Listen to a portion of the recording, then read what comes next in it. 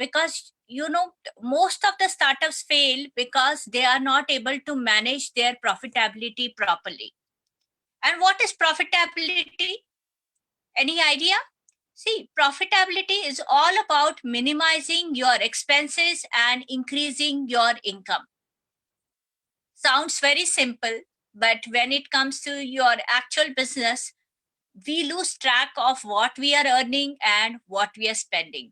Sometimes the expenditures are not booked on a daily basis. You are incurring liabilities, and eventually, when you make your balance sheets at the end of the year, you find that your liabilities are far exceeding the income which you have generated. So, managing profitability is going to be the key area of whether your startup will be a success or a failure. Okay. And it's also a very important factor for getting funding. Managing profitability in business. Everyone who starts a new business knows they need to make it profitable. No new business can run forever on savings, investor capitals, and loans. So it is vital that every new business owner has a workable plan and a timetable for becoming profitable. Simply put, business profits occur when business income is greater than business expenses. The number one goal of all startups should be achieving profitability. Following the simple tips outlined below will keep expenses at minimum and generate the greatest amount of income possible. Entrepreneurs who have started a business before know it can take 24 months for a new business to become profitable. So they also know that it may be necessary to obtain outside funding. The tips for making startup profitable as quickly as possible are as follows. So you can see in the form of a picture diagram that managing profitability is about increasing profit and decreasing the cost. How to generate income? You should devote 80% of your time to marketing and sales. Very, very important. After your new business is organized and you are clear about what products and or services you will offer, getting your marketing program going is the most important thing you can do to increase income. For the first 2 years of a new business, 80% of the owner's time should be spent working on the implementation of a marketing plan, including creation of a customer list and making sales presentation to potential customers. The next is to ask for referrals. When you start a new business, the best, least expensive, and fastest source of sales is asking for referrals from your personal contacts. Everyone you know will know someone that could use what you are selling. If you send everyone you know an email with a sell sheet describing your products and or services, you are able to create a sales force that costs you nothing. So it's very, very important to ask for referrals. The next way to generate income is to follow up on every sale. Your customers can either be your best asset or your worst liability. A bad customer or a bad customer service can lead to bad mouthing, and it can lead to further business loss. In the early stages of a business, it is essential you have feedback about your products and or services, your pricing, your customer service, and the overall image of your business.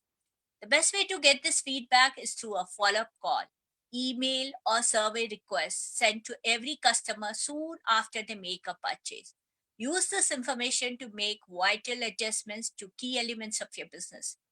You must have found that many a times when you go to a restaurant, they call you back for a feedback. When you give your vehicle for a servicing, again you get a call for feedback about how the service was given. That these are the ways you get a feedback about whether your customer is happy about whatever services or products you have delivered, or if you are having any problem, they try to look into the problem, so that at the end of the day, the feedback is very very important. And not just taking feedback, you have to act on the feedback. If the feedback is negative, find out why it is negative, find out ways to improve your service, find out how that same customer is satisfied. Maybe you can call back the vehicle and give a better service, or you can write an apology letter. And these small small things will help you in retaining your customers. Ways to generate income: collect your accounts receivable quicker. Very very important. It's all about timing. Startup, I would say, is all about timing. I will be sharing a video with you, and you will find that the from the study of various startups which were launched in the last 5 years, why some of them were highly successful, and why some of them, despite a very good business idea, failed. It was just because of the timing. So accounts receivable is all about timing. Your customers will often delay payment of the invoices you send them as long as possible. But how quickly a new business collects its accounts receivable can make the difference between success and failure. I would say be shameless about it. Go call your customers quite often. How about taking an advance? Before you deliver your product or service, try to get an advance, so that at least your if not profit, at least your losses are minimized. And these small small things, you can be very open about it, that you are a startup, and right now giving a credit, since you are already pricing it at a lower rate, giving a credit is not possible.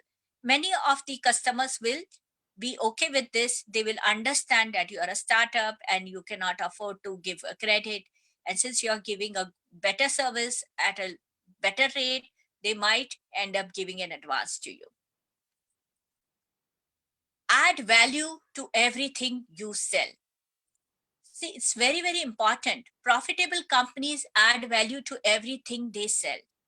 This added value can take the form of a unique product feature, a greater financial value, or enhanced customer service. By evaluating every transaction from the customer's point of view, all businesses can find several ways to increase sales and profits by adding or using added value to create customer loyalty. I give you an example from my own life. I took tire from one agency on FC Road, Sangoi Chayas. And the owner of Sangoi Tires, he noted down my date of birth, my husband's date of birth, our anniversary date. Let me tell you, tire is one such thing that you end up buying every 4 years. It is not something which you buy quite frequently. But the owner of Sangoi Tires, without fail, calls us on our birthday, okay, for last so many years. Now you tell me, if somebody asks me that they want to buy a tire, whose name am I going to recommend? Though I might be buying the tires only every 4 years, but the recommendation which I keep on giving to people is quite frequently. I am a very satisfied customer. See, any other company can give, or agency can give me tires, but why I go to Sango Tires? Because he has developed a relationship with me. Though he calls up only thrice a year, but I feel good about him. These small, small things, these added values are going to make the differentiating factor when it comes to your startup. Use an accounting system to track cash flow, income, and expense. Very important. Most of the startups, what happens is, because they have divided the roles in between their partners, I find that some of the partners or startups fail because there is no track of what is happening. I give you one of my own examples. One very good restaurant chain in Pune. They have three partners, and one partner, he has siphoned off the funds. How he did it is, he opened a separate account and where he is the only signatory, and all the business which they were doing through the Swiggy, Zoom, and those online delivery platforms, all that money he has siphoned off in a separate bank account. That money didn't come in the main accounts of the restaurant business. Due to this, what happened later, see, Zoom, Swiggy, they are very very transparent, so they filed their GST return with all the details. The GST office came to know that, okay, this particular restaurant has done so much business through Zoom and Swiggy. And when they did a back calculation, they found that GST return filed by that particular restaurant chain was substantially less. So when they sent notice, the other owner said, no, we have not done this business, because they were not even knowing of a separate bank account and how a siphoning off has happened. So be very, very sure. Have frequent meetings with partners. Ensure that there are no leakages. Use an accounting system to track your cash flow, income, and expense. A failure to track and properly manage expenses will kill an otherwise potentially successful business. One of the first things every small business should do is purchase and use an off the shelf accounting system to track income, expense, and cash flow. All income and expenditures and cash flow should be through one single system so that there are no leakages. This simple tool allows owners to identify and compare expenses in all key business areas to assure money is not wasted.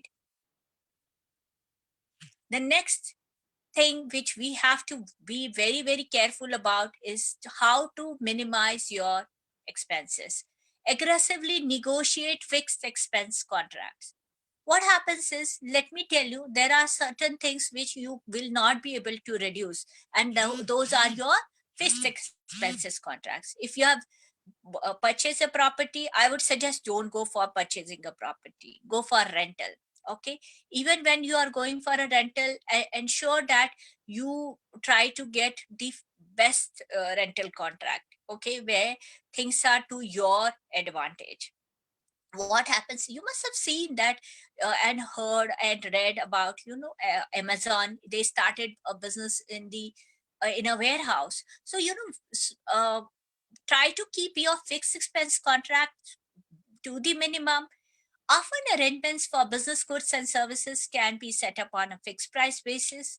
For example, fixed price part agreements, salesperson expense agreements, independent contractor agreements, raw material agreements can all help to reduce expense fluctuations. Your profitability is going to be dependent on how your fixed expenses are kept to the minimum. Care is to be taken to assure a fixed price contract is not to be used in a situation where the expenses involved significantly decrease during the contract period. So try to understand the economy as well. Sometimes it so happens that you might end up into an contract which is on the higher side. So when you know that gold prices are increasing, or then fixed contract will be to your advantage. But if you know that it is going to decrease in the near future, then better keep it fluctuating. The next way of minimizing expenses is to lease or rent, don't buy. In many situations involving significant expenses such as a large equipment purchase, it may be financially more prudent to lease or rent rather than putting out a large amount to buy an expensive item. Important tax considerations such as a depreciation allowance can factor into this decision. So check with your tax preparer, because sometimes, if you are owning it, you get a depreciation allowance. So understand whether you should own it. And if the depreciation is not going to be a deciding factor in your decision making, then better lease or rent it, because it is going to substantially decrease your expenses. Yeah. The next way to minimize your expense is partners should do as much work as possible. I have find that people start their business and they're lazy. They want to immediately hire a staff at a very high price. Don't do that. During the first 5 years of any business, the founders and main partners should be as involved as possible with the day to day activities of the company. Partners are generally more knowledgeable about what needs to be done, and because they have a vested interest in success, they will be more committed to achieving that success. Okay, so it's very, very important that partners should do the work themselves rather than putting up costly stuff in the company.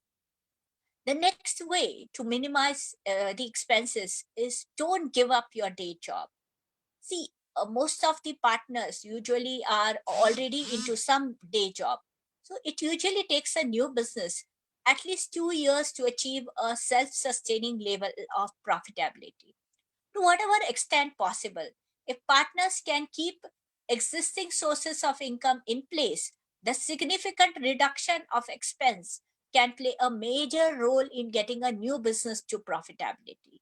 The real trick with this is for partners to know when they can devote their full time to the business, even if that means taking a reduction in their personal income. So imagine, I've seen many people who were drawing like 3 lakh salary. When they shifted to the business, they were like at 50,000 salary. So you should be prepared for that kind of reduction. And then only you should leave your day job. Otherwise, till the time you can manage through your partners, try to keep up your day job so that you don't have a financial crunch. The next very, very important part of running a startup is about the startup metrics and key performance indicators. Here, I would like to know from you. You can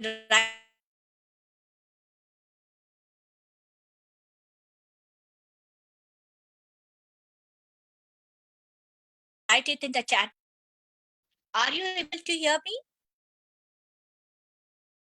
Ma'am, there's a bit of disturbance. Yes, ma'am. Sometimes you Yes, are ma'am. We audible, can hear you. sometimes you're not. Yeah, so disturbance, okay. Uh, Yes, ma'am, now you are audible enough. yeah, right. Okay. Okay. Is it, am I audible now? Hello? Okay. So, key performance indicators, very, very important. Startup metrics and key performance indicators are important to understand and keep track of, so your startup can measure, analyze, and grow your business using data rather than blindly trying to grow. But not all key performance indicators were created equal, and not all KPIs that are applicable to different types of startups are the right match for your startup. That's why it's important to use the right metrics to measure performance. KPIs are certain metrics that you use to measure and determine the performance of outcomes, behaviors, initiatives, and or activities in your business. So you can see a key performance indicator always has an objective. Okay, each KPI will have an objective. Each KPI should be measurable. There is a saying, what gets measured gets improved. Okay, if you are not able to measure it, you cannot improve. Okay, so it's very, very important that each KPI should be measurable. You cannot say that I am a good entrepreneur. Okay, if you are a good entrepreneur, we should be able to measure what kind of revenues you generated, what kind of profitability have you achieved, in what time frame, so the and what kind of customer bank you have. So these small things, when you are measuring it, those are your KPIs and startup metrics. Okay, and if you are measuring KPIs, of course, you have to evaluate, you have to strategize, you have to optimize, and of course, KPI is a performance parameter, and of course, all these things when taken care of will give you lot of success. Startup metrics and key performance indicators are important to understand and keep track of your startup. Okay. So now, what are the different startup metrics and key performance indicators? If you are not able to understand any one of them, I would request you to please write it in the chat box. I will explain it thoroughly. Are you able to hear me? Yes, ma'am. Okay. So the first one is MRR, monthly recurring revenue. The amount of revenue that you make that recurs monthly. So it's very important to calculate this. Monthly recurring revenue is all about your existing customers and the new customers getting added on a monthly basis. You should ensure that a graph is going up. It should not be a declining graph. ARR, annual recurring revenue, the amount of revenue you receive that recurs yearly. See, you might be getting revenue from new customers, but retaining existing customers is more important. So here I'm talking about recurring revenue, means getting revenue from existing customers. ARPA, annual revenue per account. So this is calculated by dividing your MRR with total number of customers. Okay, so you understand that, okay, one customer has contributed to what amount of revenue to your kitty. Gross profit, total revenue minus the cost of goods sold. So gross profit is the profit before taxes, depreciation, and other income tax adjustments. Gross profit is very, very important. Generating gross profit, and it is one of the very important matrices for calculating other metrics. So be very careful that on each sale you are making a gross profit. TCV, total contract value. This is value of one time and recurring charges. Okay, so whatever for example, you are giving a product at for example a 3D printer at 3 lakh rupees, plus what are the recurring charges? Recurring charges means your direct and indirect cost involved in delivering this product. So it could be your GST and other charges which you are going to add to your contract value. ACV, annual contract value, the value that a contract will bring to your business annually. LTV, lifetime value, prediction of the net profit from the entire future relationship with the customer. So sometimes you're like, for example, you are into IT, you might be getting revenue on a SaaS basis. SaaS basis is some amount which they pay you monthly instead of a one time amount. But you know that this customer is for 5 years, and though the monthly income is only 1 lakh, the annual income is 12 lakhs, and for 5 years you will be getting 60 lakhs or maybe more, because you will be getting a higher price, a higher value over a period of time due to inflation and other things. So here it's very important to understand what is the value of that particular customer, because sometimes the customer on a yearly basis starts to negotiate with you, because there are other competitors coming in the market. So they might try to approach your customer, give them a product or service which you are delivering at a lower rate. So sometimes, because you know that he is a customer worth 60 lakhs, you might be ready to negotiate with that particular customer, because having good customers in your basket and retaining them over a period of time is very, very important. Because on the basis, for example, uh, you have a customer like Kirloskar Oil Engines. So Kirloskar Oil Engines is a good customer. If you are delivering to Kirloskar Oil Engines, of course, many other uh, business houses will be interested in taking your product, because they will think that you are a good supplier if Kirloskar Oil Engine has been your customer. So this is very, very important, that how you are going to retain a customer even at a marginal loss of profit. Deferred revenue, amount that was received by a company in advance of earning it. So, advance is very, very important. I told you that companies or especially startup should look at advances. You should try to negotiate with your clients to get some advance, and maybe you can give them a deferred payment schedule, so that you get your profit over a period of time. But as far as your cost of goods is concerned, you have already recovered it in the form of advance. Billings, current quarterly revenue plus deferred revenue from the previous quarter. So these are your billings. Billings, like whatever advances you have received, you will show that as already received, and whatever you are supposed to receive in that particular month will come in the deferred revenue from the previous quarter. And whatever new business you are doing will go in the current quarterly revenue. CAC, customer acquisition cost. This is very important, how much it costs on average to acquire a customer.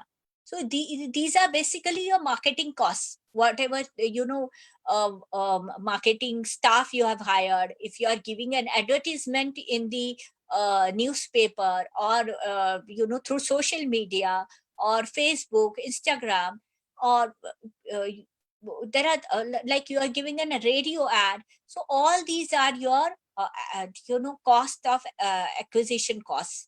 And it is very important to ensure that what is the cost per lead. So whatever how to calculate cost per lead is, whatever expenditure you have done, and you divide it by the number of leads you have received through that particular medium. That will be your cost per lead.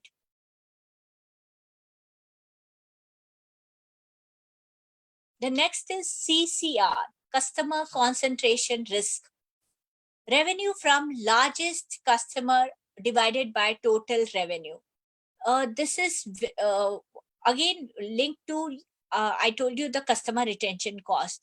So from your largest customer, whatever revenue you are getting, if you divide it by the total revenue, you know how important that particular customer is in your kitty. And please ensure that such customers are never let off. Okay, go to any extent to negotiate, even if it means incurring a minimal loss. Maybe you can gain profit from some other customer, but ensure that your large customers, because they are giving you a lot of volume, ensure that CCR is calculated and all the customers who are in the CCR list are taken care of properly. DAU, daily active users. The number of users that return to your startup site or app on a daily basis. This is very, very important. These are your loyal customers. Ensure that your team is in contact with these customers.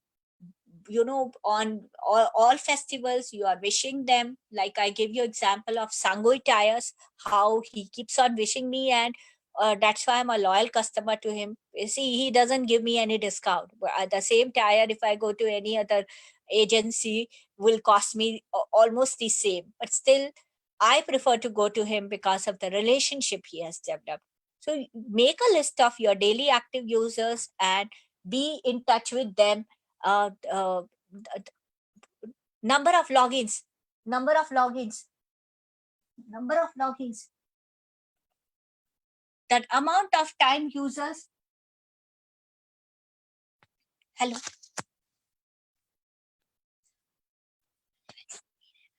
Video chat. Hello. Hello. येतं ऐकू madam. Yes, Ha, ma'am, sorry. you're audible. येतं Yeah, येतं. the amount of time users have logged into your portal. These are the number of logins. This is very important to understand that why people are logging. Sometimes it could be a fake. I have seen that when you are using a social media agency and they have committed you a number of logins. Sometimes it is fake login also. So please go through the data. They provide you with the mobile numbers and email IDs. Please ensure and please check whether these are genuine customers or just logins created by the social media agency. Because I have found that most of the social media agencies, they put their own stuff to create these fake logins. I have seen, especially trademarked and all that. So they are putting their staff to just create fake inquiries. So just ensure that are those inquiries genuine or they are fake inquiries. So this you can get from the number of logins. Try to get the data, the email, mobile number. Try to contact those customers, whether they are your genuine customers or just fake inquiries created by such agencies. Activation rate, number of users taking a specific action to get value out of a product. So this is very important.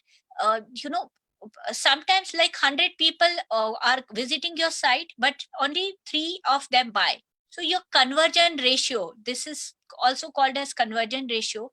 So you have to understand that what is the number of leads you need so as to get a conversion ratio. Usually, even in marketing, it's a very, very basic concept, that is your funnel. So funnel is very, very important to understand.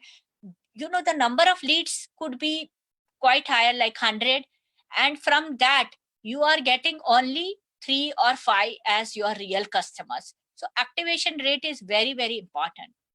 MOM, month on month growth, the rate of growth from month to month, comparing the current month or past 30 days to the previous month or last 31 to 60 days. This is very, very important to find out whether you are really growing or you are declining. Because if you are not paying attention to your growth, you will not be able to understand how to actually curtail such problems. So it's very, very important to find out your month on month growth. So you will, by doing this, you can also understand the seasons. You must have seen in malls, there are end of season sales. Why they do EOSS? Because EOSS are specially done for months when the sales are actually going to be less. But by doing EOSS, malls have found that people are actually trying to buy in the EOSS months rather than buying it just before the festival. Okay. For example, Diwali. So Diwali, those who are not having money, of course, will buy just 2-3 days before Diwali. But once Diwali is gone, then the sales graph comes down. So here what they do is, here they launch a EOSS. So you end up buying because you are getting a 50% or 60% off. Okay. So what happens is, it's very, very important to ensure that your month on month growth is positive. Okay. And this you can find out only if you have made a graph of your revenues and gross profit on a month to month basis. CMGR, compounded monthly growth rate. This is calculated by your last month divided by first month. Okay. And this, you again have to multiply into 1 by number of months. So compounded monthly growth rate is how your growth rate is increasing. And if you compound it, you will find that, okay, you had a maybe 30% growth, 40% growth, though your monthly growth could be in single digit, like 5%, 7%. But when you compound it, you will find that over a year, you have a growth of 30%. So this is a very important metrics. If you are going for funding, when you put your CMGR, it becomes a very attractive figure. See, funding is not going to happen with single digit figures. Nobody is going to put their money to grow at a single digit. Everybody wants their money to grow at a double digit, and that too in the something about 20%, because they have better options, safer options to grow their money when they keep it in the fixed deposit. So if you really are looking at funding, you have to ensure that how that money will grow over a period of 1 year, 2 year. And this is how you attract incubators or venture capitalists. MCR, monthly churn rate. Now, this is something very important for you to take care of. These are the lost customer this month divided by prior month total. So you have to see that how many customers you have lost this month.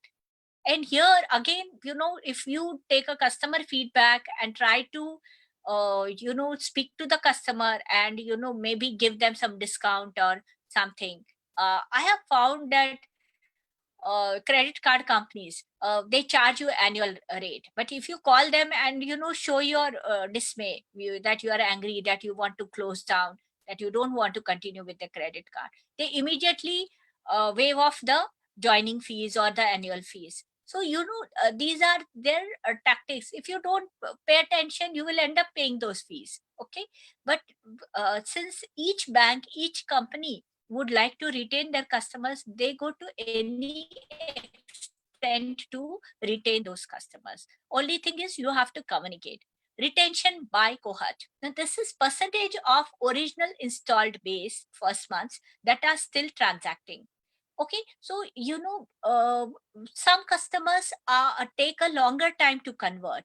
Okay, so you might have initiated the talks with that particular customer, but he gets converted after 6 months, but still he is a hot lead.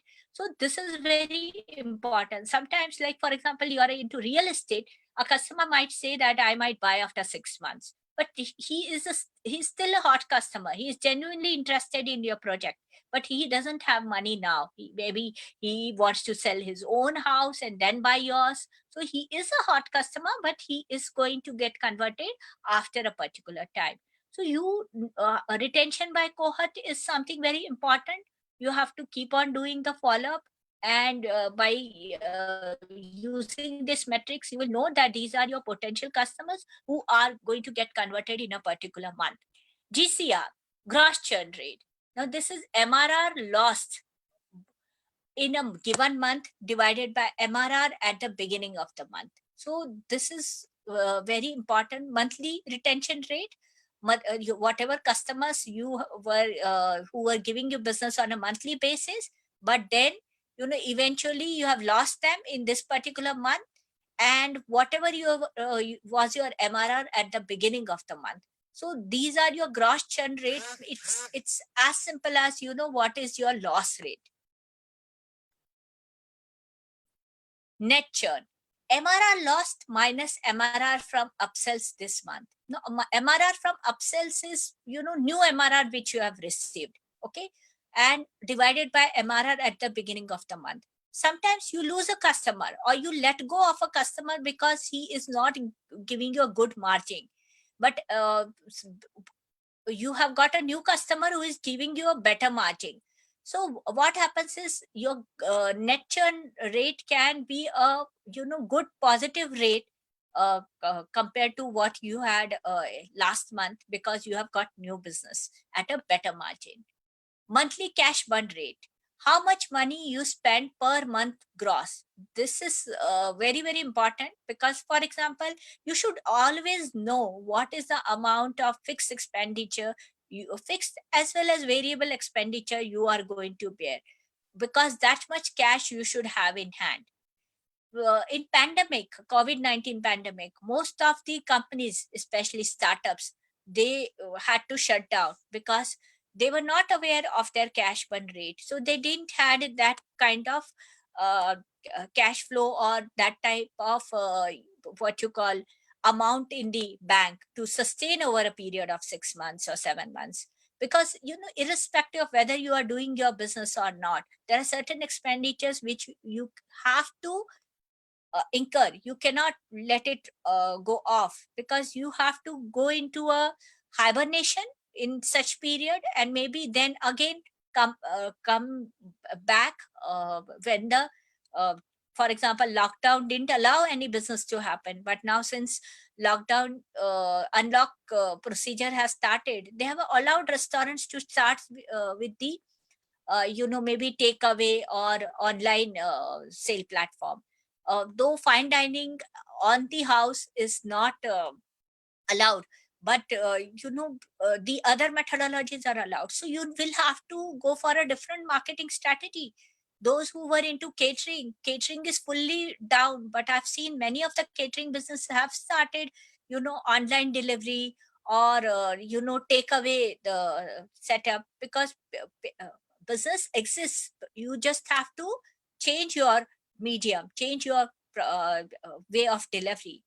Net burn rate, revenues minus gross burn. Gross burn rate, it is monthly expenses plus any other cash outlays. TAM, total addressable market, very very important when you are making your fund flow statement for showing it to your uh, you know uh, uh, incubator or a venture capitalist. You will have to put all these metrics in your this thing, because based on your total addressable market, they are going to take decision whether you are a startup worth investing in. Revenue opportunity available for a product.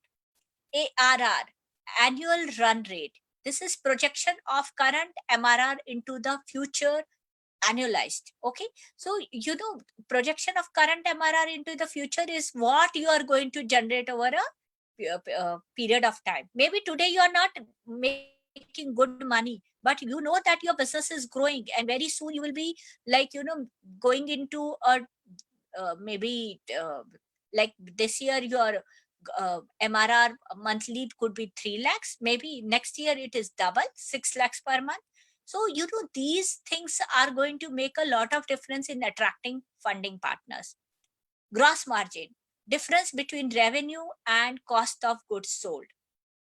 Sell through rate, number of units sold in a period divided by number of items at the beginning of the period. Network effects, effects of one user on the value of that product to other people. Example, Metcalfe's law.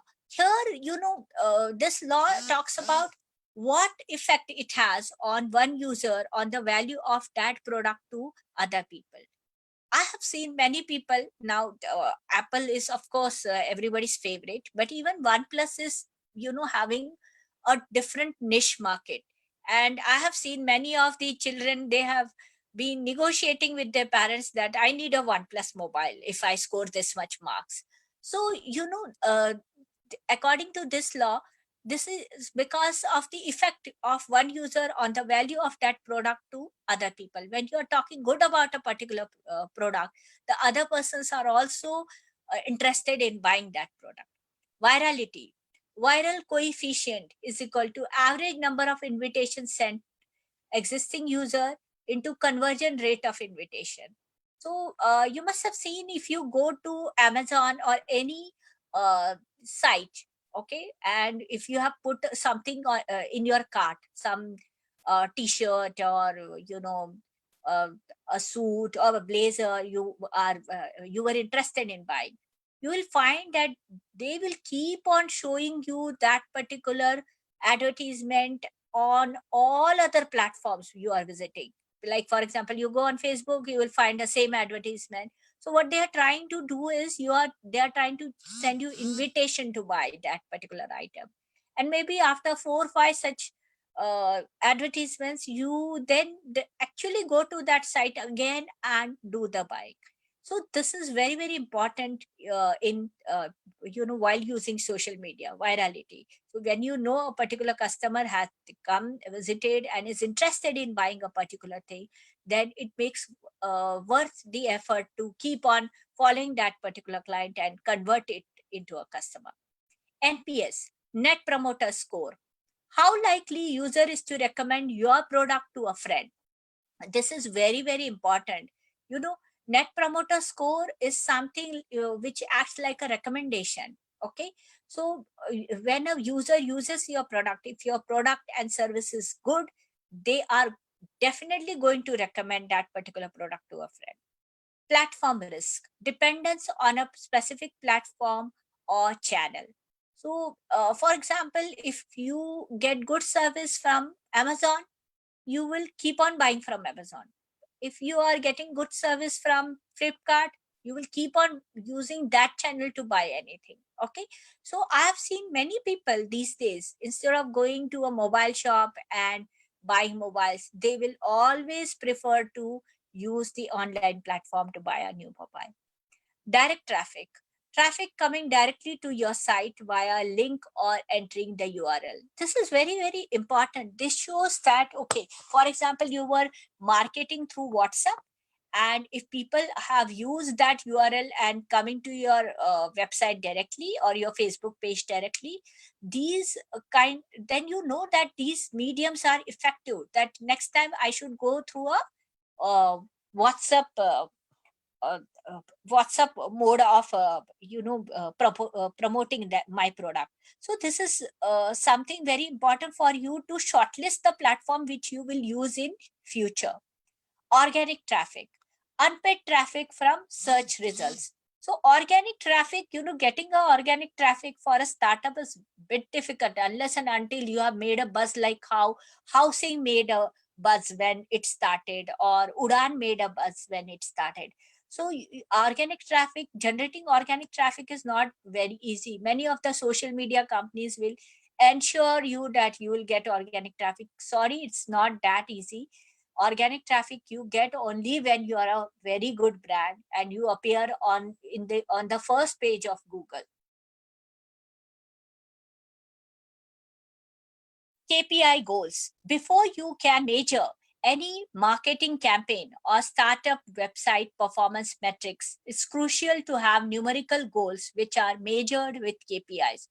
In our coming session, next session, our faculty Surendra Patwardhan will be, covering all these, goals, how to measure, and how they are very, very important, measuring your goals.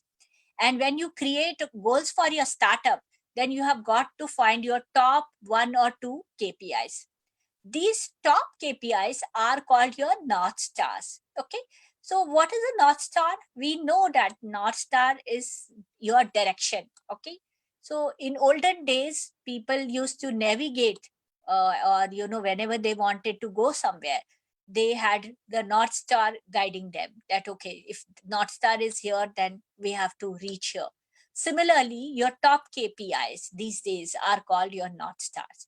However, it's ideal to choose one KPI for your North Star over all others. Okay.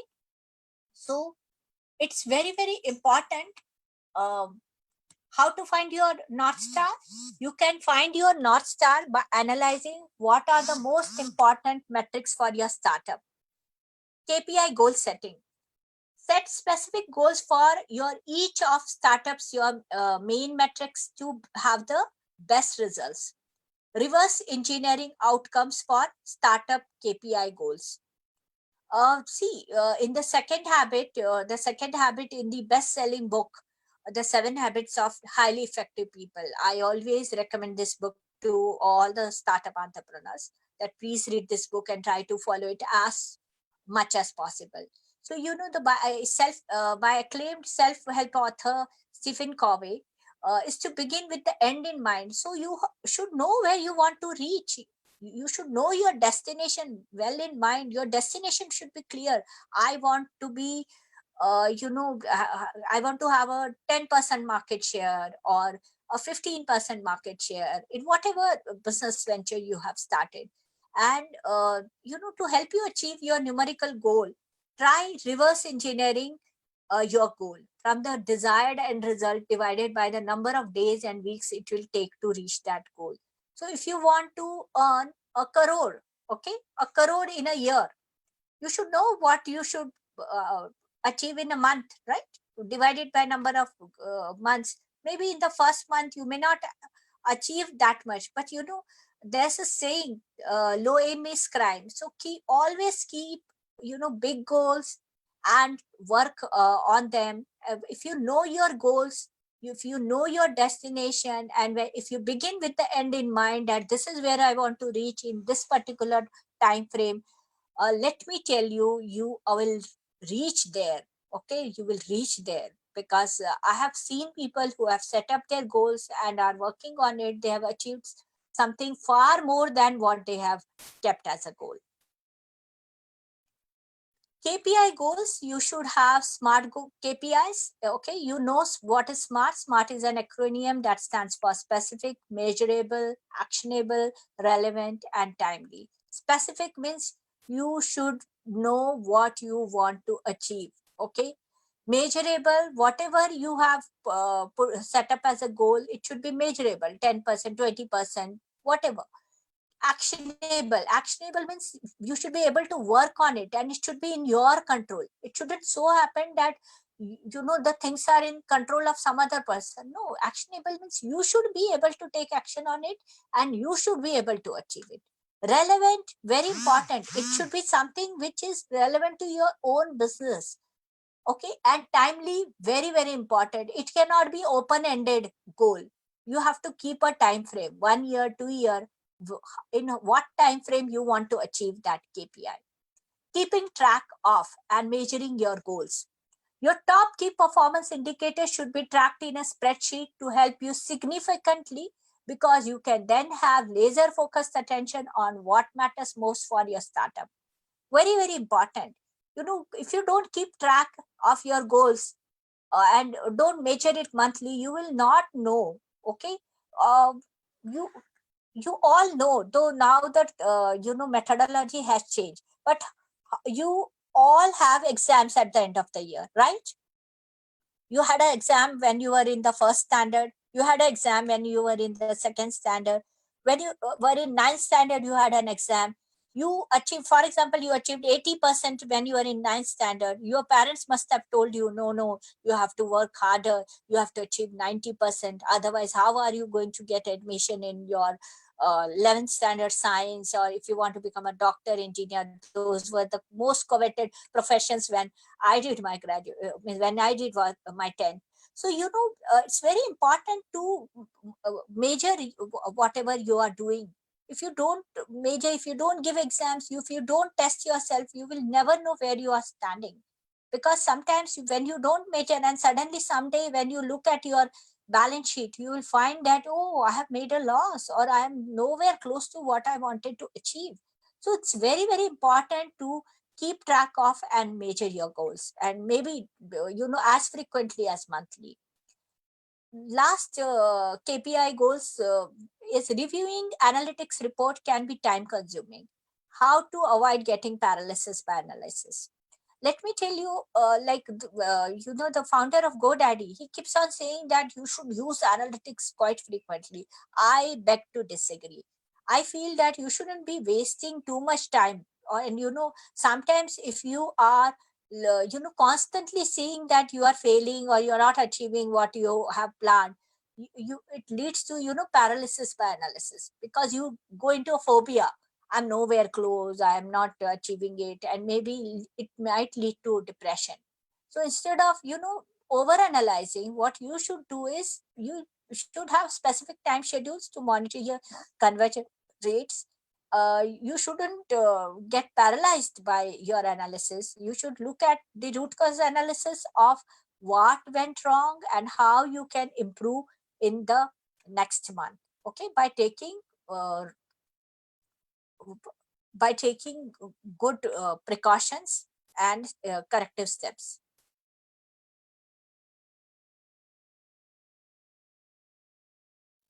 So KPI goals is something very, very important, and measuring your metrics and KPI is will always ensure that you are on the right track.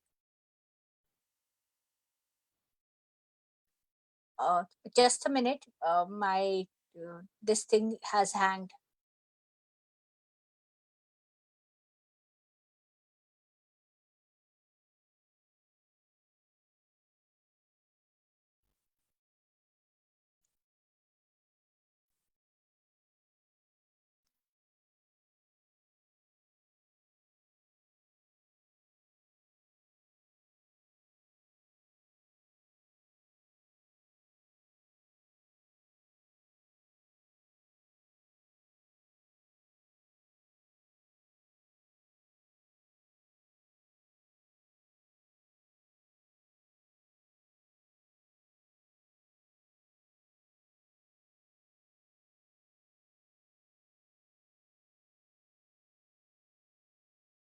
Hello.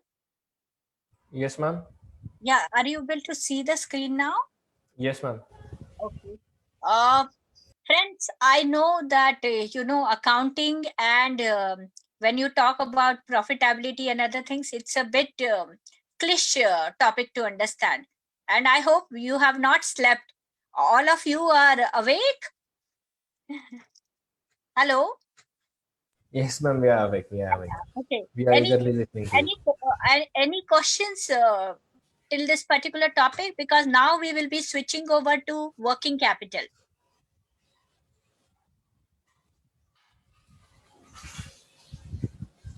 Guys, you all can unmute yourself as well if you want to ask any kind of If you want questions, to ask ma'am. any specific question. Please feel free to ask.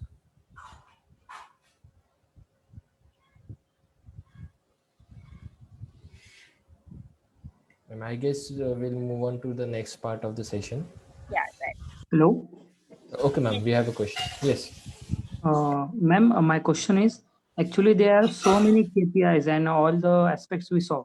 So, how to select these startups for a startup? How to select these KPIs? Like Yeah, all over this. yeah, right. I see. For that, we will be assigning you mentors. Okay. Okay. I have given you a generalized idea about what are the different. Actually, this is not the end of it. There are many more KPIs. I tried to select the most relevant and important KPIs. Okay, so Yeah. around 30 KPIs is something which you are anyway going to need. Okay, Yes, ma'am. Yes, ma'am. yeah. So what more or what less you can reduce will depend on the type of industry you are going to work on. For example, if you are into service, okay, Okay. for example, giving a legal service or any other service like maybe you, uh, industrial laundry and all that, so your KPIs will be different than this, right? If Okay. you are not using a social media platform, if you are using only print media platform, your KPIs will be different. Okay, so it depends on the type of industry you are into and what if you share your industry type, I will give you the KPIs which are relevant to you, and you will be I'm going to be your mentor for any issues on profitability, working capital management, and fundraising. Okay, so Okay. any of you, if you are having any problem, if you have not set up, then maybe I will help you with how to set up and what will be your KPIs. And if you have already set up, then for you to understand that what are the KPIs you should be monitoring henceforth, this is how I will be guiding you. Okay. Thank you, ma'am. Yeah.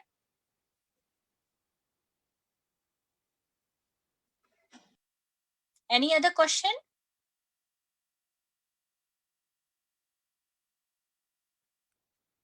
And No, there will ma'am. there will be one KPI which is your not goal, and that of course I will tell you that this is the most relevant KPI for your industry, for your business, and how you should be analyzing it. Okay, so aligning activities towards your goals. So whoever asked this question, I think it was Abhijit. Who was it? Yes, ma'am. Yeah, right. So here it is. To answer your question. Okay, aligning activities to towards your goals. Before you start analyzing the KPI, first of all you should know what all you will have to do to arrive at a situation where you can start measuring your KPI. Okay, so make a list of all the things that you can do to achieve the outcome you are looking to get, and write all the things you can do to make it happen for the campaign and achieve the highest conversion rate for that one specific North Star. Okay, it may be that you will be using a mix of the following. Okay, like content marketing on social media, email marketing, push subscription notifications. For example, you are a YouTuber, okay, and you want to be famous as a YouTuber. Okay, so what will be your objective? What will be your KPI? To get as many subscriptions as possible, right? So, depending on your objective of, for example, you are into, you are a institute which teaches digital marketing, or you are an institute which teaches, something else which on a digital platform. So you will try to make your presence felt on a YouTube. Okay, so you will make some demo videos on the YouTube so that people start following you, and then, of course, because of that following, they will end up enrolling into any course on your in your institute. So for that, you might become a YouTuber. You might look at a KPI, which is like push subscription notifications, how many people are liking your videos and how many are subscribing to your videos. Okay, Facebook Messenger notifications, this is like if you are propagating your business through Facebook. Instagram and Facebook live videos, how many people watched your video, liked your video on Instagram and Facebook. YouTube videos, posting on your social media pages, timelines, and groups, talking about in your community, niche channels and groups. Okay, like for example, you want to become a known faculty in your field. You would like to, for example, you are a stand-up comedian. Then what you would like to do is you want to talk about it in your community. You will do it free, in the earlier days, and then may start charging a higher amount as you become famous. Okay, so talking about it in your community, niche channels and groups, paid ads, lead flows within your website, new landing pages for the specific campaign or goal, partners promoting with or for you. So here, there are backlinking where you promote partners and partners in turn promote you. Influencer marketing is people who act like influencer. They have got, like, maybe LinkedIn connection of like 10,000 plus. If that particular person is promoting your business, of course, you are going to reach to 10,000 people in one go. So this is influencer marketing. The next topic for discussion is managing break-even points. Very, very important. Profitability will come once you have reached this particular stage. But I didn't want it to start with a break-even point. I wanted to start with profitability first. Managing break-even points, one of the biggest challenges faced by startups is money. Where does it come from? And how much do I need? Both can be answered if you know when you will reach your break even point. Okay. The sooner you reach it, the stronger are your chances of growing and attracting larger capital. For a startup business, there are only two places where money comes from: customers and owners. Right now, I am in touch with 3 startups. Let me tell you, they have achieved their break even. You would be astonished that they started their business during the COVID-19 times. They started it in March, and they are already, they have already reached the break even point. Let me tell you, when I have to get funding partners for them, it is easier because they have already reached break even point. It becomes easier for me to convince a investor when a company is already above the break even point. As your business grows, you will be able to get money from other places like a bank loan, macro loan, capital loan, or money from angel investors and venture capitalists.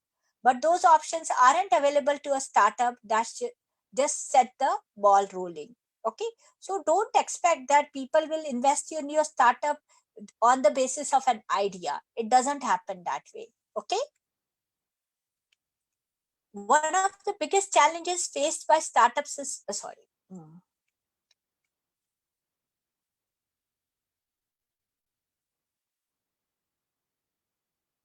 I think uh,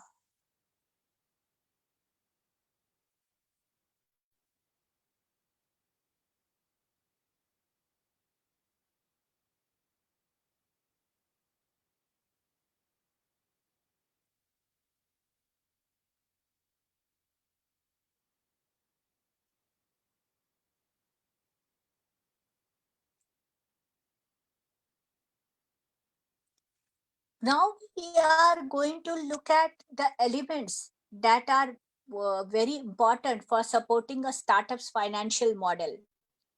And the first element is working capital. Working capital is the capital that you need in order to sustain your daily operations. Technically speaking, working capital is a comparison of the value of your current assets compared to your current liabilities. Okay. So what are your current assets? Okay. Current assets are your, short-term assets, which you have your cash and bank balance. Okay. Working capital is extremely important for startups because it is a measure of both a company's efficiency and its short-term financial health. Working capital can significantly affect cash flow.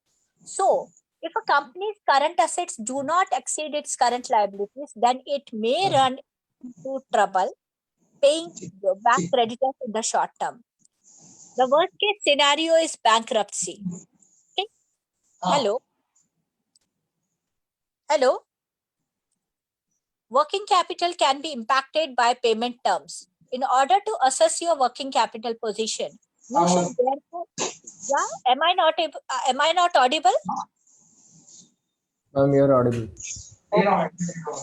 Working capital can be impacted by payment terms. In order to assess your working capital position, you should therefore not only steer your company based on revenue targets, but also on your cash flows. Forecasting for cash flow provides you with an overview of the timing of incoming and outgoing cash flows. Why is this important? Well, when you focus only on costs and revenues and not on the timing of receiving and sending payments, you could end up in serious trouble. Okay, so now consider I am giving you an example so that you understand how working capital, timing, and other things are important. Consider that a large firm orders 100 sanitizer dispensers at a startup producing a new type of sanitizer dispenser. The client expects the product to be delivered within 1 month. Okay, as large firms often use long payment terms, it might take up to 90 days before the startup receives the actual payment for the order. This means that a startup needs to finance the raw materials and production process itself. After all, the company has to deliver within 30 days, but still has to wait for 90 days before the payment is received. Now, if the funds required for production are not available for the startup, then the order might be cancelled, leaving both parties unsatisfied. If this happens consistently, the startup could go bankrupt even though orders are coming in. So working capital is calculated based on the number of days your sales and payables are outstanding and the number of days you hold inventory before selling it. It shows up in the balance sheet. Therefore, financial model might need a separate scheme that calculates working capital based on revenues, costs of goods sold, and days outstanding. It's very, very important. What happens is mostly, when you give your financial modeling work to a chartered accountant, taking a work separately, and you will not get a clear picture of how your business is going to run. When are the cash coming in? What are the crunches and other things? Depreciation. It indicates the value or reduction of assets a company owns. Based on the value of an asset and its useful time, lifetime depreciation is calculated. Depreciation is part of the profit and loss statement and impacts the value of assets on your balance sheet. As an example, let's say you want to buy some computers for your company. The cost you that they cost you around INR 2 lakh, and you can use them for 4 years. This means you will write off the total investment of INR 2 lakh over a period of 4 years, which means you will depreciate their value with INR 50,000 every year for the coming 4 years if they do not have any residual value left after that. A financial model needs a separate scheme that calculates depreciation based on investments and their related useful lifetime. Taxes.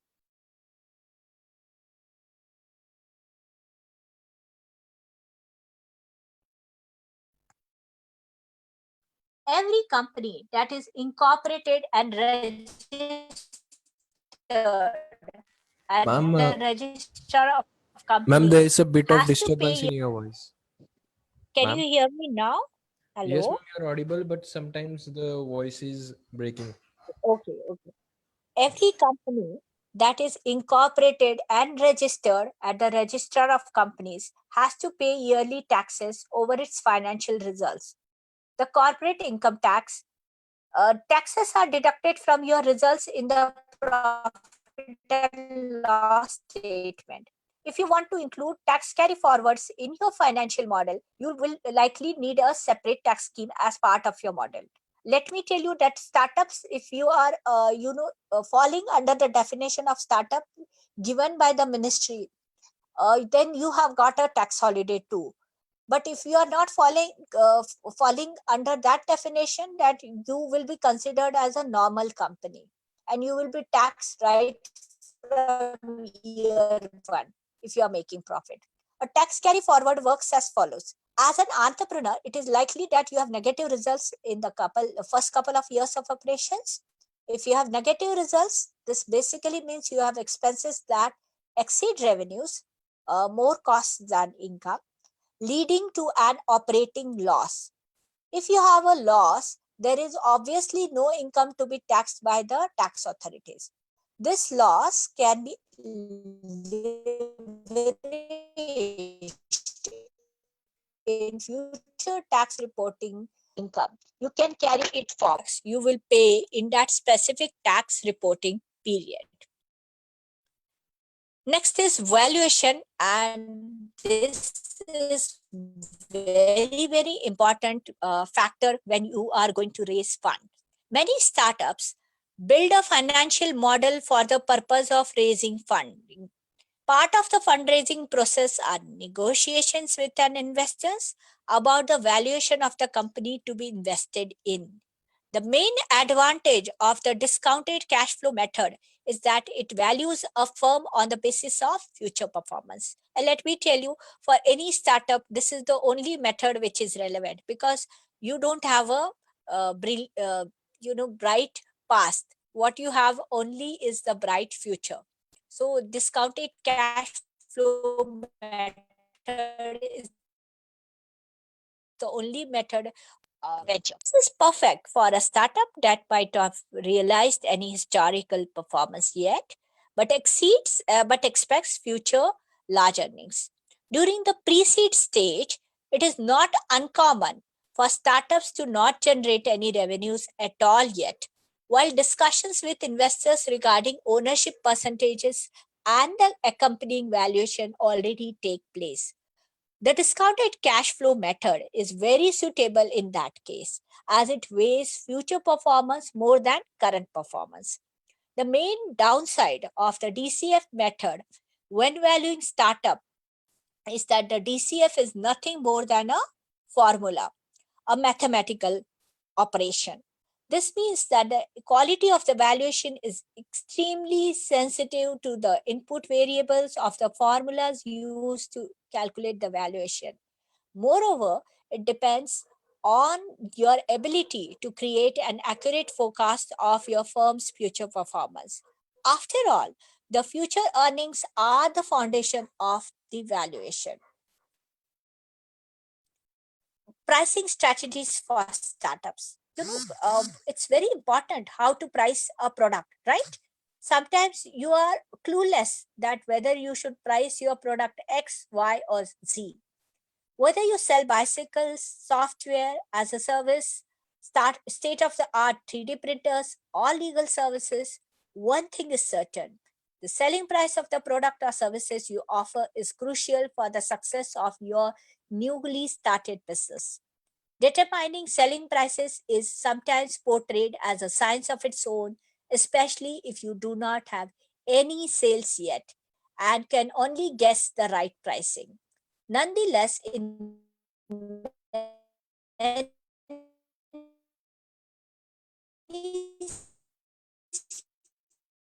cases,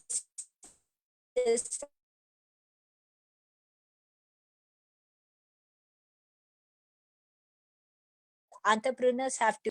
Here, how many of you have already started your business and have faced this problem of pricing?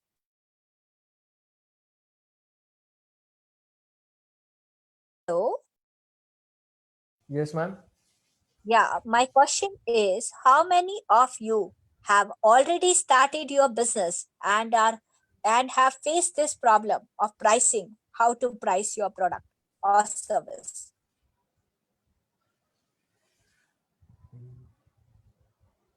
Everybody is listening? जागते रहो.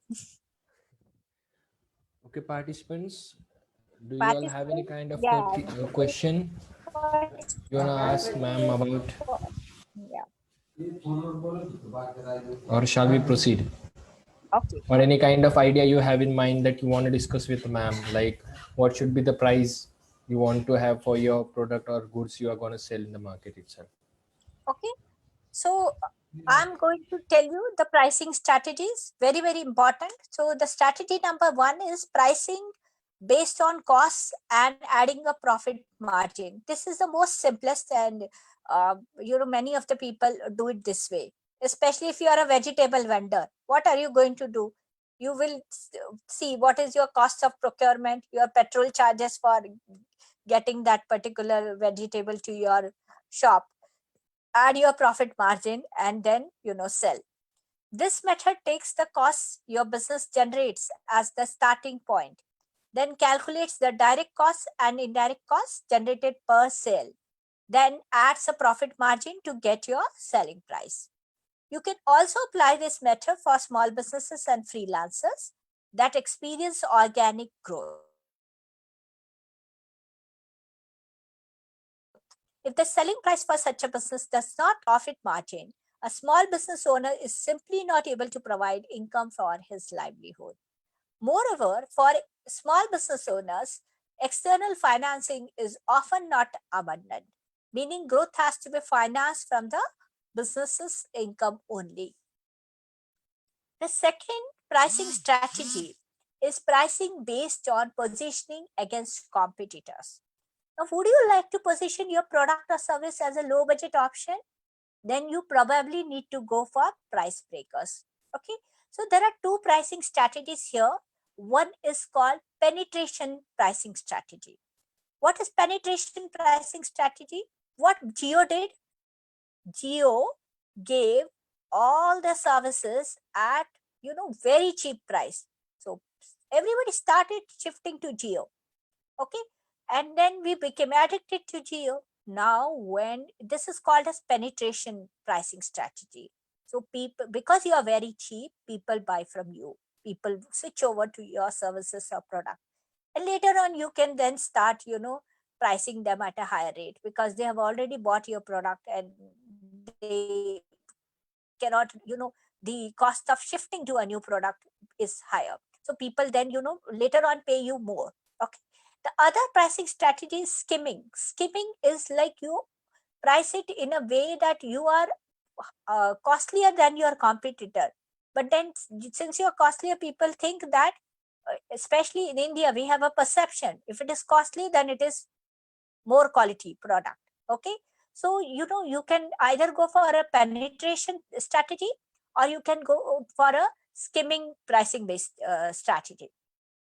Can you benefit from the name recognition of a strong and qualitatively recognized brand while your competitors are primarily startups? Okay, then your prices will likely be higher. For example, you start your own gymming chains and you get endorsement from Sachin Tendulkar. Are you going to price it cheaper? No, you will of course try to price it higher because you want selected good people to come to your chain of gyms. Do you want to position your brand as luxurious or high end? In that case, your prices will most likely have to be higher than the competitors. Take into account that marketing and brand awareness are crucial though. If you want to position your company or brand in a certain way, you also have to make sure that customers will start recognizing and acknowledging you in this way. A pricing strategy based on positioning is very useful when your product or service is not for sale yet, but when you already have to define your prices. For example, if you want to build a financial plan when setting up a new company, you also need a thought out financial forecast if you want to convince the bank or an investor for fundraising. If you do not yet possess any historical data that validates your selling prices, but if you can rely on the price validation of your competitors, then you can use your competitors' pricing as substantiation of your own pricing towards potential investors. Because sometimes you don't know how to arrive at a price. You can then take your competitor's price and say that, look, X is giving it to you at uh, 100 rupees, I'm giving it to you at 95. So you can justify on the basis of competitors' pricing. Pricing strategy number 3, pricing based on customer value. The purpose of this method is to define your customer segments as accurately as possible and to generate data about them that validates your pricing. Subsequently, you should match your pricing page to the different customer segments as good as possible. This method is frequently used by software as a service. Okay, so this is SaaS startups, as they often work in a very data driven manner by definition already. Also, they can easily test through web and software analytics and can quickly implement new pricing models. For companies offering more traditional products or services, this approach is also very useful because it puts the customer first. So if you are, a SaaS company, I think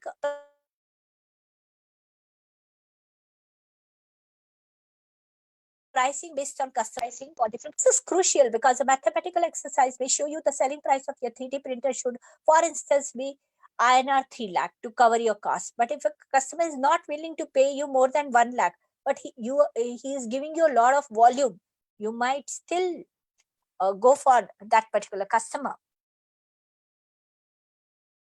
Common pitfalls in the financial models of startup. What happens is we make financial models, and those are just models, and there are a lot of pitfalls, and because if you don't take care of it, it can lead to closures.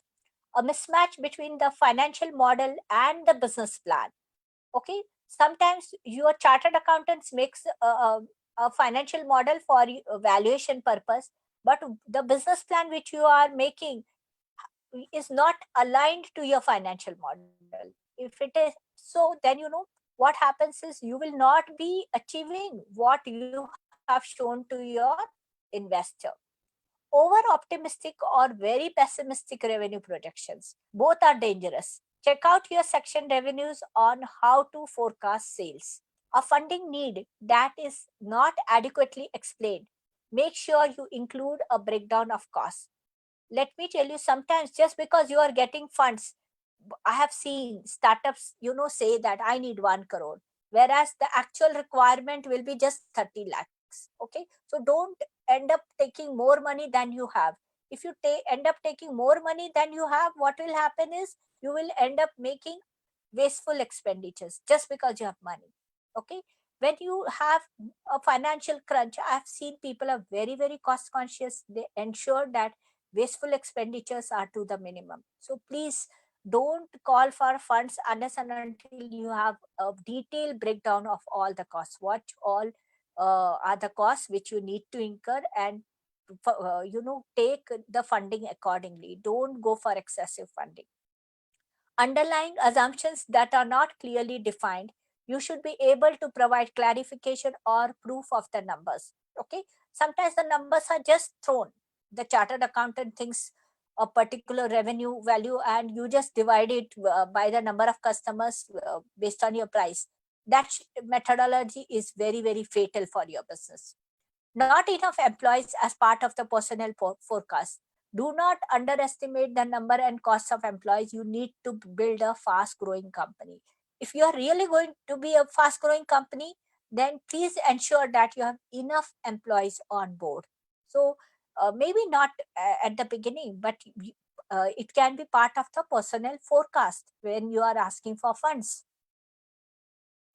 Revenue projections which are not aligned with the market size, by definition, revenues cannot be larger than the size of the market. Operational expenses that are being left out. Now make sure expenses are aligned to your strategy. Don't make wasteful expenses. Operational expenses which are misaligned with the forecasted revenues. Make sure expenses resonate with revenues. So it shouldn't so happen that you are doing a lot of expenditure, but the revenues are not in tune with the expenses. So it should be in tune with the expenses. No realistic view of the gross EBITDA and net margins. When speaking with investors, always be prepared to answer questions on your current and expected margins. This is very, very important. Disregarding the importance of working capital. Do not underestimate the effect of payment terms on your funding need, because if you know your payment terms, you will be able to find out your cash flow properly, your working capital management will be accurate, and you will keep funds in hand so that you don't face a financial crunch. The next topic which we have now is ways to fund new business. One of the most important decisions any new entrepreneur will face is how to fund a startup. And how much money do you need? A study suggests that 50% of the successful new businesses had less than INR 15 lakhs when they began. So finding enough startup capital is possible for anyone with a good business idea and a commitment to make their new business successful. There are many ways to fund a new business, and in the relative order of difficulty, from the least difficult to the most difficult, the following is the description of the primary sources of startup funding. The first source of funding is your personal sources. Many very successful new businesses have started with just the personal funds of their founders, whether from savings, a pension fund, credit cards, the sale of assets, or a loan against a home. Founders may have enough cash, equity, or credit to keep a new business going until it starts generating cash flow. Often, entrepreneurs believe the greatest limitation they face is a lack of adequate capital. But it has been shown that poor management is more often the cause of business failure than insufficient startup capital. Here, I would like to share some beautiful examples. My friend, his daughter wanted to start a startup. He was not very keen. She had done her bachelor's and he wanted her daughter to go to US for a post graduation. The post graduation fees were around 30 lakhs, and she was telling her father that Papa, instead of spending 30 lakhs on my post graduation, I would request you to invest it in my venture. I don't even need 30 lakhs, I just need 20 lakhs. And one day he called me up and he said, I'm facing this problem, so I want your view. What is better? Should I send her for PG to US, or should I listen to her and invest in her business venture? Of course, I told him that if she wants to start her business venture, that is better than doing a PG, because a PG from US will be just one more degree in her kitty. But if she starts doing the business and if it is really successful, or even if it is a failure, that will let me tell you, we feel that life is all about success. No, life is not all about success. We learn more from our failures than we learn from our success. Success actually blinds us, it makes us complacent, whereas failure gives us a lot of experience. It helps us know what we should do in future and what we should avoid in future. So don't be afraid of failing. Okay, let me tell you, the only differentiating factor between a person who does job and an entrepreneur is the ability to fail. Those who have the ability to take risk and those who have the ability to fail are the only ones who will become successful entrepreneurs. Okay, let me tell you, those who get into job are not the ones who have the ability of taking risk. They don't have the ability of failing, and that's why they end up taking a secure job. And what they do is they end up working for people uh, years after years. It's my own personal motto to have uh, as many number of entrepreneurs in India, so that when we are talking about creating jobs, how are jobs going to get created? They are going to be created only when we have lot of entrepreneurs, isn't it? So my objective is to create, not to create jobs, but to create entrepreneurs. Of course, the entrepreneurs in turn will create jobs. Next sources of funding is your family and friends. If personal resources are not enough to start your new business, a new easiest source of startup funding is from friends and family. Small business finding surveys indicate that more than 60% of all new businesses are partially or totally funded through loans or investments from friends or family. This is because by starting with people who you know, have faith in you, and want to see you succeed, it is much easier to tell your story and ask for startup capital. One serious mistake a business founder should never make is failing to properly document any loan or investment from a friend or family member in the same way you would with a bank or stranger. So don't take your family or friends for granted. Okay, whatever loan or investment they are making in your business, see, they trusted you, and that's why they have invested in your business. Ensure that you properly document their money and even give back that money. Please take their investment and loans very, very seriously. Asset based lending. Any business that generates even a small amount of sales revenue can use asset based lending, ABL, for startup funding. ABL is a type of business finance where a loan, line of credit, or other form of funding is secured by specific business collateral, the assets. An asset based loan or line of credit can be secured by accounts receivable, inventory contract rights, intellectual property, and or other types of balance sheet assets.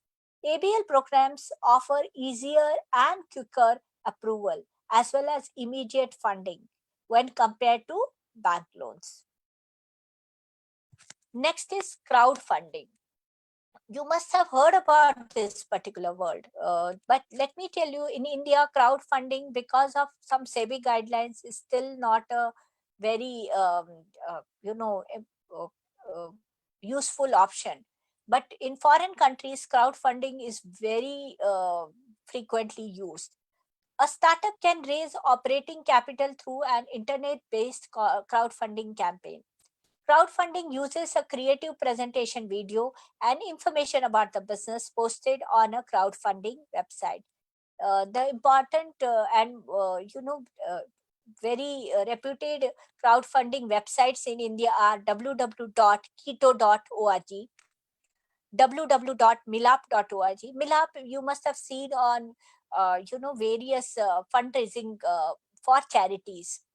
www.fueladream.org, asking people to either donate or invest small amounts of money into the business.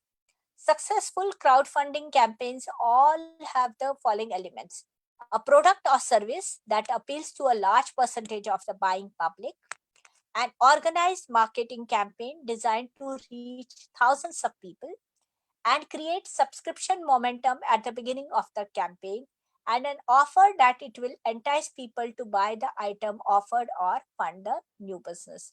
So if these four elements are present, then you can launch a successful crowdfunding option for raising capital, especially operating capital for your business. The next source of funding is bank financing. A common way to obtain startup funding for a new business is through a bank loan. Getting a business loan from a large national bank may be difficult. And entrepreneurs may find it easier to work with a smaller local bank with a better understanding of the particular business environment. In India, MSME industry is specifically designed to facilitate loan guarantees for the startup or expansion of small businesses. As with non SBA loans, the business owner will generally be required to provide a personal guarantee and pledge all personal assets as security for repayment of a bank loan. Since the latest bank scams, a change in the banking structure and new regulations imposed on banks have made it much more difficult for a small business to get any form of bank financing. But MSME is one of the methodologies. If you can fall in the definition of MSME, you can get loan guarantees.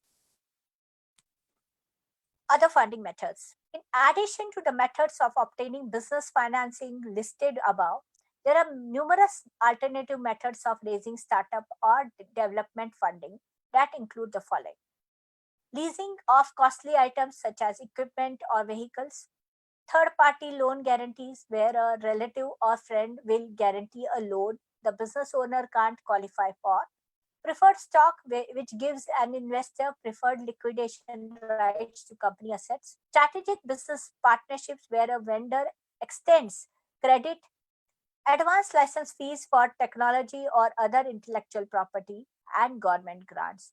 So these are the other funding methods which also act as a source of funding, because if you are getting some uh, uh, you know uh, whatever payments you are supposed to make, if you are not supposed to make those payments, that also acts as a source of funding.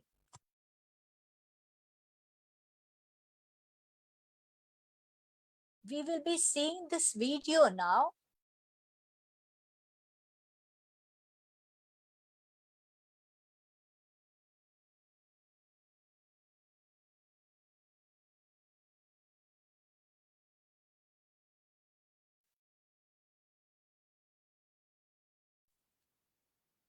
Please let me know if you are able to hear it or not hear it.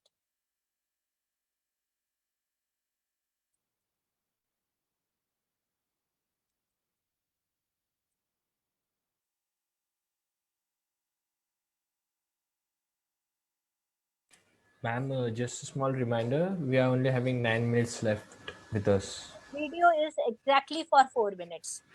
Okay, ma'am. Okay, and this is the last slide. Okay, ma'am.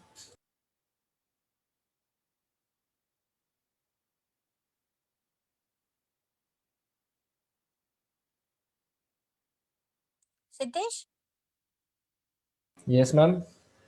okay. Uh, can you play this video link from your this thing if it's taking time? No, it is coming. Ma'am, can you share the URL with me in the chat box? I'll try from my side.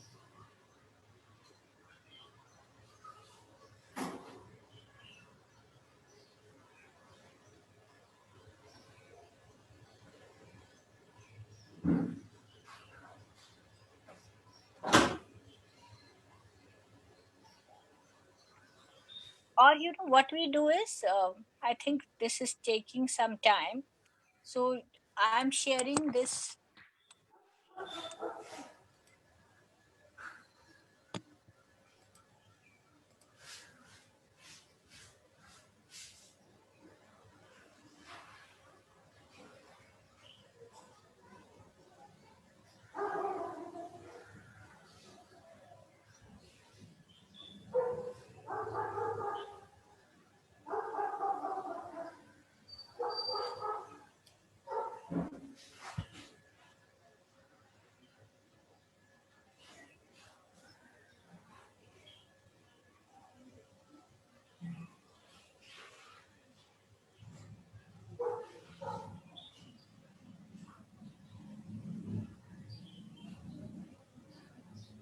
ताई निलेश कुठे आहे?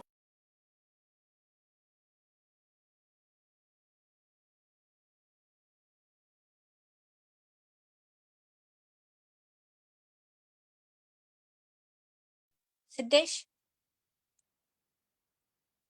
I have Yes, ma'am. pasted it in the chat box. Yes, ma'am. Just a minute.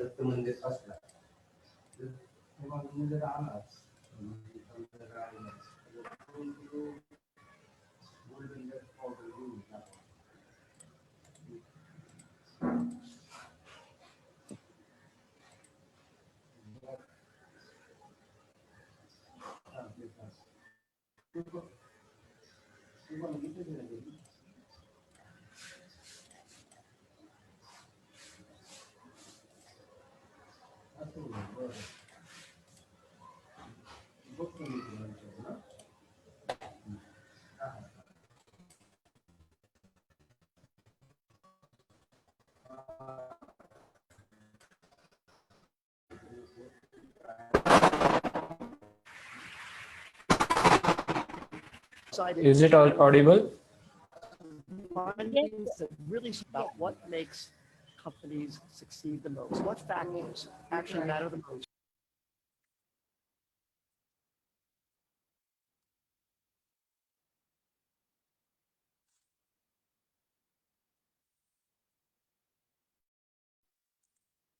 It's not audible. It's not audible.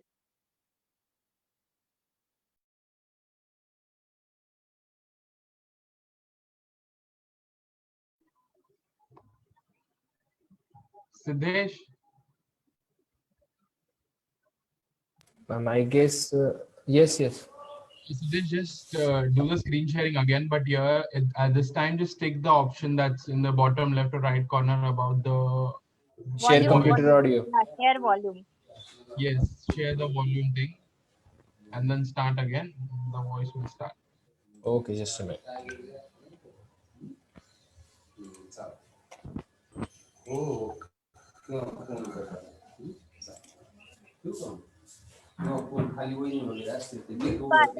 Meanwhile, if any of you, because the next slide is about, any questions or queries you have, you can type it in the chat box if you have any questions.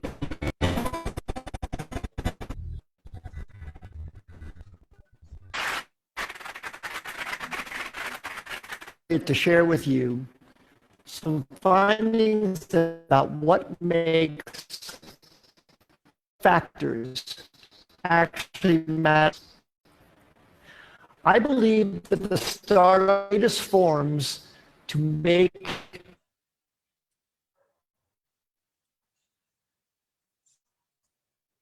the world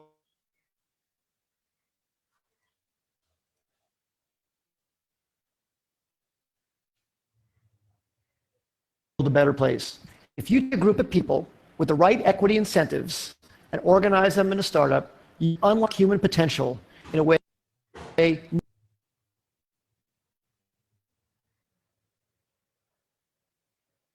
so great. Why do so many fail? That's what I wanted to find out. I wanted to find out what actually matters most for startup success. And I wanted to try to be systematic about it.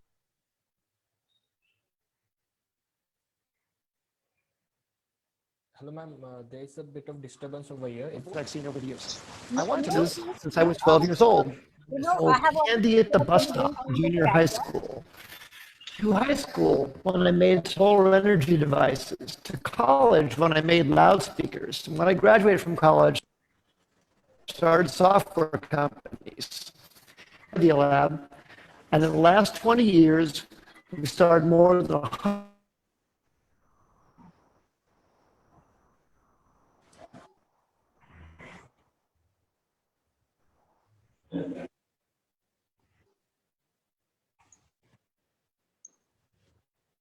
100 companies, many successes and many big failures. We learned a lot from those failures. So I tried to look across what factors accounted the most for company success and failure. So I looked at these 5. First, the idea. I used to think that the idea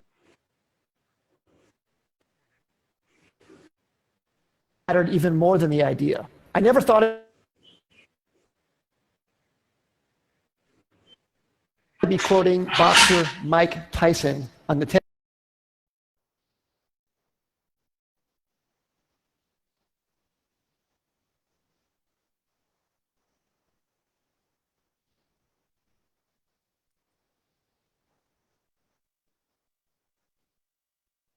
Siddesh?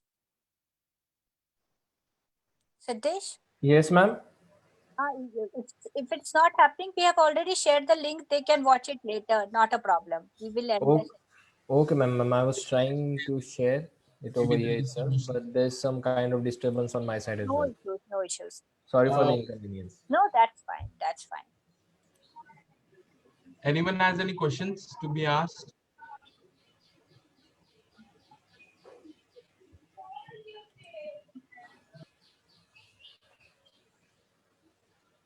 Hello? Guys, do you all have any kind of doubt regarding any kind of point, any point which was not cleared enough? Please feel free to ask. Ma'am's available to answer all your questions as well. Yeah. Friends, I know that, too much has been shared. So you may not be in a position to ask me questions right now. So I am available on your WhatsApp group, Action WhatsApp group. So whoever has any queries regarding, funding or, making your uh, capital funding modeling and those kind of things, you can get in touch with me on the WhatsApp group. And since I'm your mentor for funding and other things, I will be more than happy to help you in that regard. Okay. Ma'am, That's they it. just Yeah. had a doubt regarding if they don't have any idea or the basic plan for the business is not ready. Still, they like to participate in the funding and the mentoring round. So just those doubts they have, and I think I'll make an FAQ like common questions or the doubts that we'll have, and I'll forward it in the group. If still they Yes, have, yes. we can let them speak with the. Yeah, exactly. I'm what I'm talking about is this only, that if whatever means, if it is like, know what to do